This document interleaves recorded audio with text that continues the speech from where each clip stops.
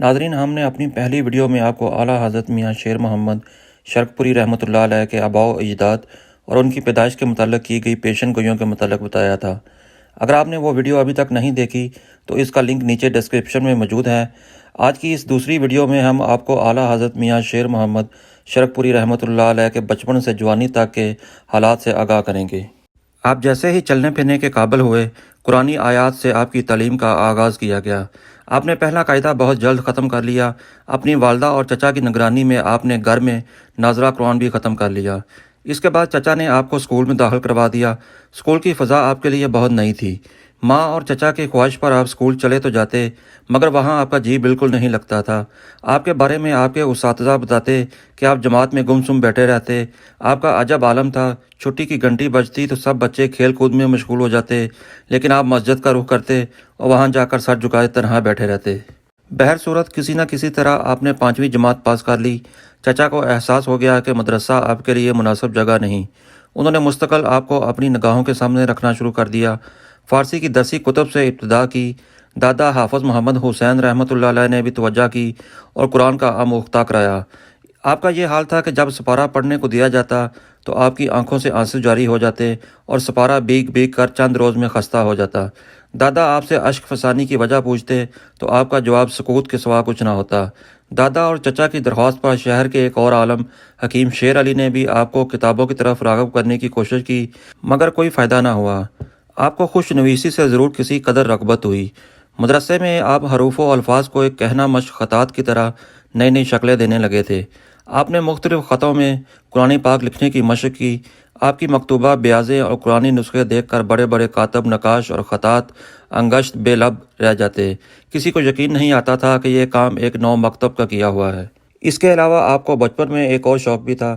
آپ کو گھوڑے بہت پسند تھے اور ان کی سواری کا آپ کو بہت شوق تھا۔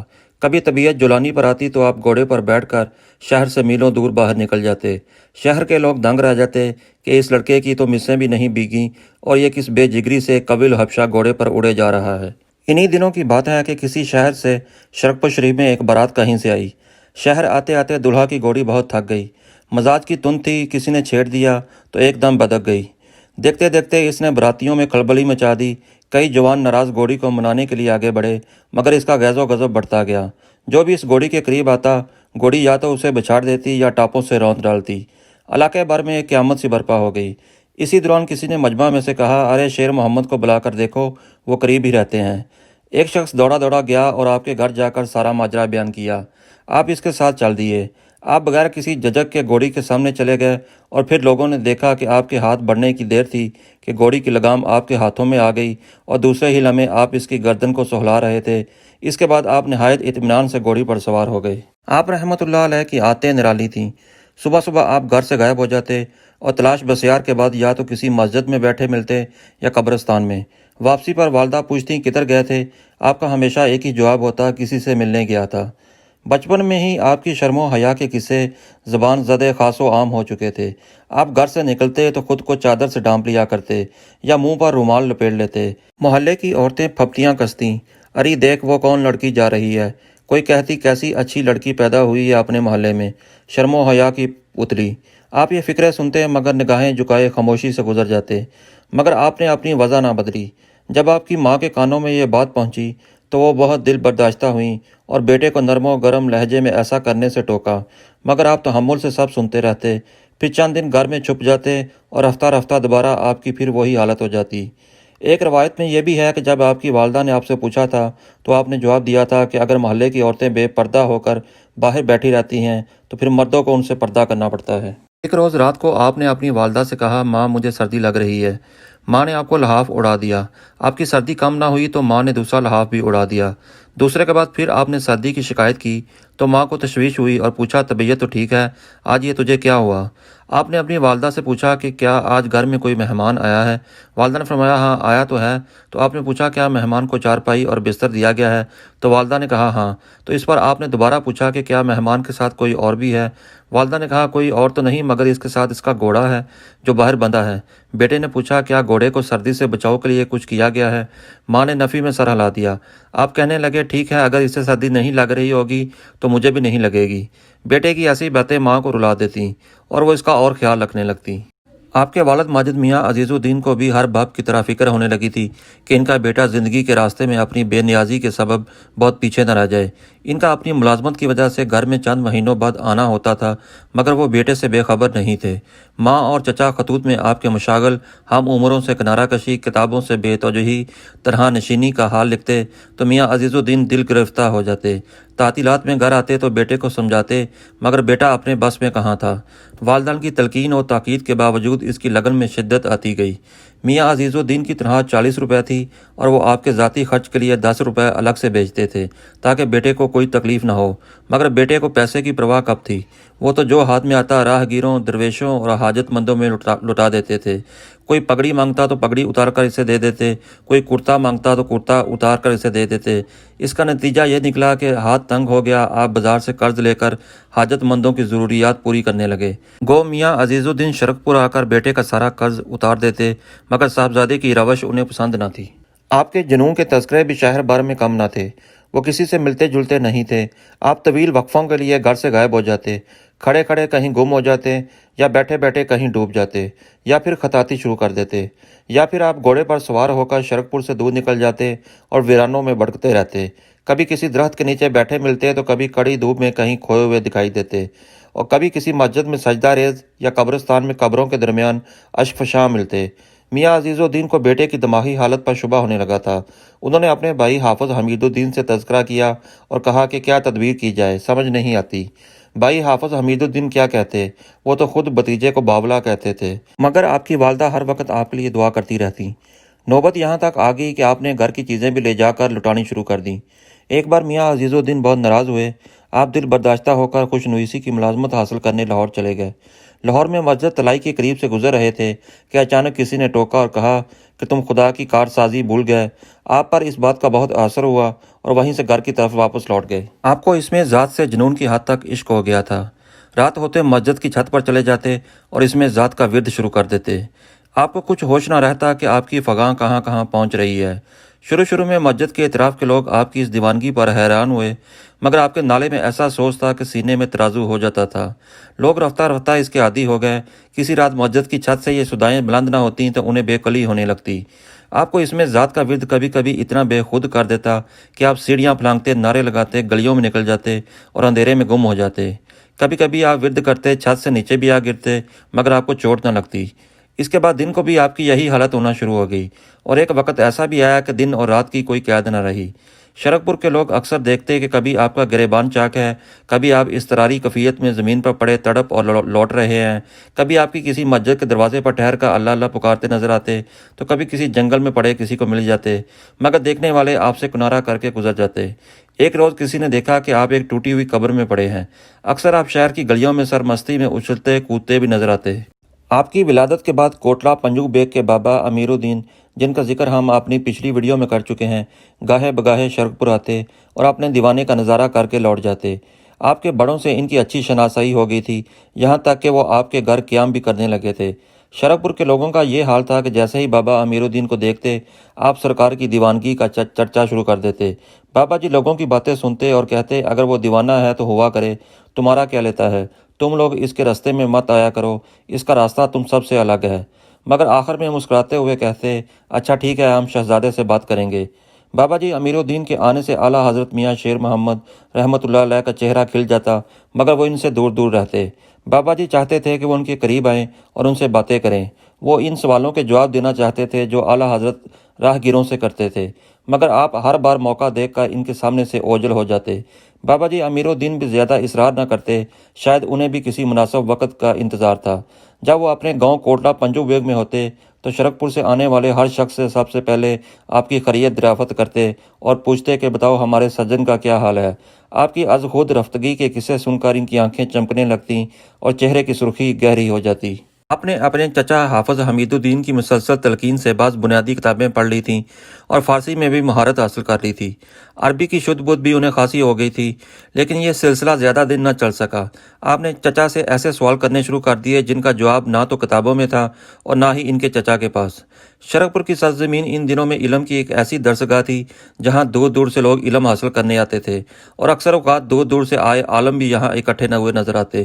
آپ کبھی کبھار ان کی مجلسوں میں جا بیٹھتے عموماً خاموشی سے سب سنتے رہتے، لیکن اچانک کبھی کبھار کسی دقیق مسئلے پر دخل اندازی کرتے تو سب چونک جاتے۔ آپ ایک جملے میں بہت سے مسائل سلجھا دیتے۔ آپ کی چھوٹی سی بات کسی بڑی گرہ کشائی کا سبب بن جاتی۔ آپ کبھی تفصیل میں نہ جاتے، آپ کی باتیں اشاروں میں ہوتی، اشاروں میں وہ ایسی بات کر دیتے کہ لوگ ان کی صورت دیکھتے رہ جاتے۔ شرک پور کے باشندے اچھی طرح سمجھ چکے تھے کہ آپ ان کے درمیان ہوتے ہوئے بھی ان سے جدا کوئی شخصیت ہیں۔ آپ کے علم، انکسار، مروت اور صحاوت کے وہ سبھی گواہ تھے۔ وہ دیکھتے کہ اگر کوئی شخص بوجھ اٹھائے جا رہا ہے تو آپ اس کا بوجھ اپنی کمر پر ڈال لیتے اور کبھی کسی اندھے کی لاٹھی بن جاتے۔ آپ گلی کے کتوں میں اپنا کھانا تقسیم کر دیتے تھے۔ جیسے جیسے آپ پر جوانی آتی گئی، آپ کی نگاہیں پہلے سے بھی جھک گئی تھیں۔ بابا جی امیر الدین نے کئی مرتبہ اشارتاً آپ سے کہا کہ وہ کب تک یوں ہی بے نیل بھڑکتے رہیں گے، انہیں کسی چوکھٹ کا رخ کرنا چاہیے، لیکن جواباً آپ نے بابا جی سے یہ نہیں کہا کہ وہی کچھ رہنمائی کریں۔ آپ کو بھی معلوم تھا کہ سفر میں اگر کوئی خضر راہ مل جائے تو منزلیں آسان ہو جاتی ہیں۔ اس جستجو میں آپ کئی آستانوں پر گئے مگر لوٹ آئے، کہیں پر بھی آپ کے بے قرار دل کو قرار نہیں آیا۔ ہاں، بابا جی امیر الدین کی بات اور تھی، مگر ان کا قرب تو حجاب بنا ہوا تھا۔ ان کے پاس جاتے ہوئے آپ کو جھجک محسوس ہوتی تھی۔ آپ کا یہ انداز بھی خوب تھا کہ کسی دروازے پر دستک دینے کی بجائے آپ کا مطلوب خود اسے ڈھونڈتا ہوا نکلے۔ ایک دن بابا جی نے خود ہی آپ کو اپنا معنوی فرزند بنانے کی خواہش ظاہر کر دی۔ اس میں کچھ بابا جی امیر الدین کے روحانی تصرف کا بھی اثر تھا اور کچھ آپ کی طلب صادق بھی تھی۔ آخر دونوں طالب و مطلوب ایک روز یک ہو ہی گئے۔ آپ نے باقاعدہ اپنے مرشد حضرت بابا امیر الدین کوٹلہ شریف سے بیعت کی اور اس طرح نقش بندی سلسلے سے آپ کی گرہ بندی ہو گئی۔ بابا جی امیر الدین کے حلقہ ارادت میں آنے کے بعد وہ گویا ایک نئے جہان میں داخل ہو گئے، جیسے کسی گم گشتہ کو نشان راہ نظر آ گیا ہو یا کسی پیاسے کو سمندر مل گیا ہو۔ بابا جی تو نقش بندی سلسلے کی زنجیر ڈال کر واپس چلے گئے، لیکن ان کے دل کی آگ ان کے وجود کا حصہ بن گئی۔ یہ آگ نہ جانے آپ کو کہاں سے کہاں لے جاتی۔ آپ گلیوں میں شور مچاتے ایک دیوانہ کی طرح گھومتے ملتے۔ آپ کے کپڑے پھٹے ہوتے اور بال بکھرے ہوتے۔ گلی میں چلتے چلتے اچانک دوڑنا شروع کر دیتے۔ ایک دن آپ خواجہ میاں محمد سعید رحمۃ اللہ علیہ، جن کے متعلق ویڈیو بھی ہمارے اس چینل پر موجود ہے، کہ مزار کے قریب قبرستان سے گزر رہے تھے کہ سرود کی آواز نے آپ کے قدم روک لیے۔ آپ نے سرود بجانے والے کو ادھر ادھر ڈھونڈا مگر کوئی نظر نہیں آیا۔ جب غور کیا تو آواز خواجہ میاں محمد سعید کی قبر سے آ رہی تھی۔ آپ وہاں جا پہنچے اور سرود سنتے رہے۔ پھر کہا، ابھی تک سرود میں پڑے ہو؟ یہ کہہ کر وہاں سے بھاگ کھڑے ہوئے اور سخی شاہ بخاری رحمۃ اللہ علیہ کے مزار پر جا کر دم لیا۔ آپ کی حالت متغیر ہو گئی تھی۔ آپ مزار پر گر پڑے اور کچھ دیر کے بعد آپ کو ہوش آیا تو آپ سخی شاہ بخاری کو مخاطب کر کے بولے، گرانا ہی جانتے ہو؟ لوگ کہتے ہیں کہ یہ جملے ابھی ان کی زبان پر تھے کہ اطراف میں ہر طرف خوشبو پھیل گئی۔ بعد میں لوگ آپ کو وہاں سے اٹھا کر شرک پور میں لے آئے۔ اب آپ کا جی شرک پور میں نہیں لگتا تھا۔ آپ اکثر اپنے مرشد بابا جی امیر الدین کے پاس کوٹلہ پنجو بیگ چلے جاتے اور ہفتوں اور مہینوں وہیں رہتے۔ کہاں تو آپ بیعت کے لیے تیار نہیں تھے اور کہاں آپ مرشد کی قربت کے لیے بے تاب رہتے۔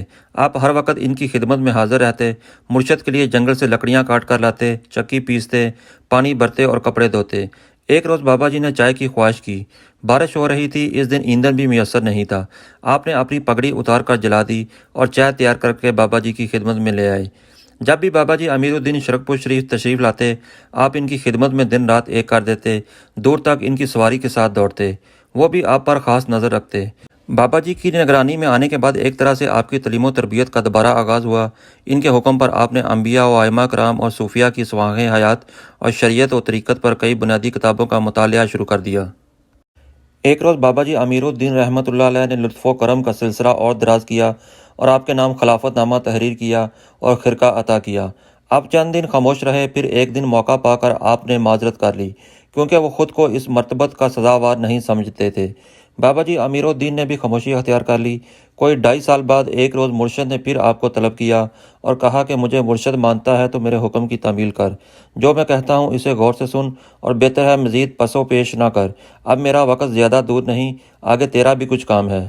میں تجھے جہاں جانے کو کہتا ہوں وہاں جا کر خلق خدا کی خدمت کر، اسی میں تیری فلاح ہے، اور یقین کرو اس وظیفے سے افضل کوئی کام نہیں۔ جو کچھ تیرے پاس ہے اس کی تقسیم میں بخل نہ کر، اور جو کچھ نہیں اسے حاصل کرنے کے لیے پیدا کرنے والے سے آس لگائے رکھ۔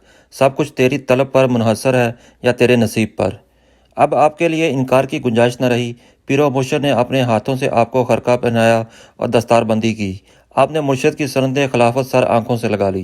جلد ہی یہ بات جنگل کی آگ کی طرح ارد گرد کے علاقوں میں پھیل گئی کہ شرکپور کے میاں عزیز الدین کے فرزند شیر محمد کو کوٹلہ پنجو بے کے پیر طریقت بابا جی امیر الدین نے خلافت کی سند سے سرفراز کیا ہے۔ نزدیک اور دور سے لوگ آپ کو دیکھنے اور سپاس گزاری کے لیے آنے لگے۔ آپ بھیڑ کے عادی نہیں تھے، شروع میں لوگوں سے کتراتے تھے، کوئی بیعت کے لیے آتا تو آپ صاف انکار کر دیتے۔ لوگوں نے بابا جی سے آپ کی شکایت کی، یہ آپ کا کیسا نائب ہے جو بیعت لینے سے انکاری ہے، اپنے پاس آنے والوں سے دور بھاگتا ہے۔ اس کے بعد آپ نے بابا جی کی ہدایت پر لوگوں کے مطالبے ماننے شروع کر دیے، تاہم آپ کا خیال تھا کہ بیعت تو بک جانے کو کہتے ہیں، اور اب نفسا نفسی کی دنیا میں کون کسی کے ہاتھوں بکتا ہے، اب بیعت صرف ایک رسم بن کے رہ گئی ہے۔ رفتہ رفتہ آپ سب کی نگاہوں کا مرکز بن گئے۔ اس وقت کے پنجاب میں آپ کی شہرت دور دور تک جا پہنچی۔ جب وہ بابا جی امیر الدین کے حکم پر خلافت لے کر شرکپور شریف واپس لوٹے تو آپ کا استقبال ایک مرشد کامل کے طور پر کیا گیا اور وہ حضرت میاں صاحب شرکپوری کی حیثیت سے یاد کیے جانے لگے۔ شرکپور کے لوگ آپ کے بچپن سے لے کر جوانی تک کے گواہ تھے۔ شرکپور میں جب میاں شیر محمد رحمۃ اللہ علیہ نے مسند ولایت سنبھال لی تو ان کے پاس آنے والوں کو اپنا تعارف کرانے کی ضرورت ہی پیش نہ آتی۔ میاں صاحب خود ہی ان کا مدعا بھی بیان کر دیتے اور مداوا بھی کر دیتے۔ آنے والوں کی خلوت اور جلوت کا میاں صاحب کو ایسے علم ہو جاتا جیسے سب کچھ ان کی آنکھوں کے سامنے گزرا ہو۔ ناظرین، میں اعلیٰ حضرت میاں شیر محمد شرکپوری رحمۃ اللہ علیہ کے سلسلے کی دوسری ویڈیو کو یہاں ہی ختم کر رہا ہوں۔ اس سلسلے کی اگلی ویڈیو کچھ ہی روز میں اپلوڈ ہو جائے گی۔ جانے سے پہلے آپ سے گزارش ہے کہ اگر آپ نے ہمارے چینل کو سبسکرائب نہیں کیا تو اسے سبسکرائب کر لیں اور ساتھ گھنٹی کے آئیکن کو بھی دبا دیں تاکہ نئی آنے والی ویڈیوز کا نوٹیفیکیشن آپ تک پہنچتا رہے۔ والسلام۔ آپ کی دعاؤں کا طلبگار ملک عثمان۔